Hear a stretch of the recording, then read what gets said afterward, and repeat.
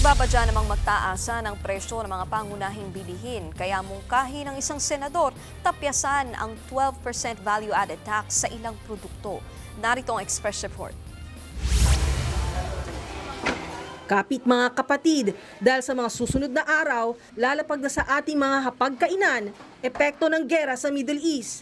Gaya na lang ng manok na sa ngayon ay 200 pesos per kilo, na posible raw sumipa sa 324 pesos ayon sa Department of Agriculture. Magmamahal ang presyo ng pang-ulam, pati ba naman ang bigas? Ngayon, 48 hanggang 60 pesos per kilo pa ang bigas. Sa bigas, I personally think na tataas yan bandang August pa this year.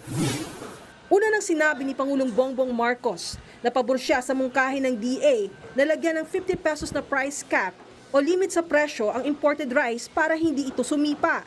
Bukod sa bigas at manok, nagbabadya ring magmahal ang iba pang bilihin.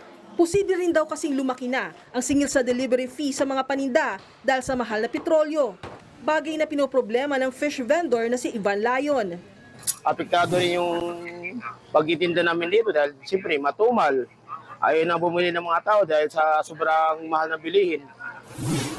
Pero sabi ng DTI, kinakausap naman nila ang mga manufacturer para manatiling stable ang presyo ng mga bilihin.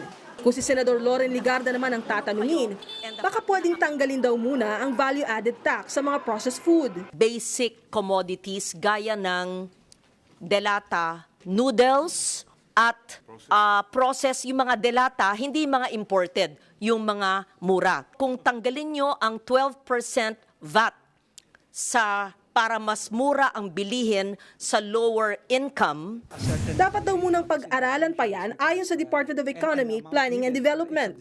Samantala, sisimula naman na ng DA ang pamimigay ng ayuda sa mga mangingisda at magsasaka simula April 6.